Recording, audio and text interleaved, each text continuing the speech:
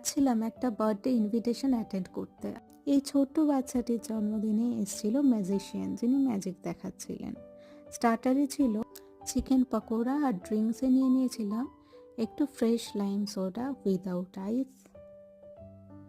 আর এই fresh lime সোডায় চুমুক দিয়ে তারপরে আস্তে আস্তে গেছিলাম মেন কোর্সের দিকে। এই যে মেনু কার্ডটা, আর দেখো একজন আগন্তুক আশ্রয় নিয়েছিল আমার পায়ের তলায়।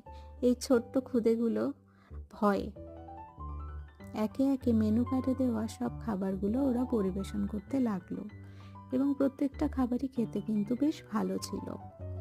আর শেষ পাতে চাটনি, মিষ্টি আর সন্দেশ খেয়ে ডিরেক্ট কিন্তু আবার আমি এসেছিলাম বাড়ির পথে রওনা দিতে।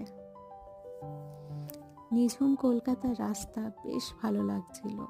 দেখা হবে আবার পরের ভিডিওতে, ততক্ষণ বাই।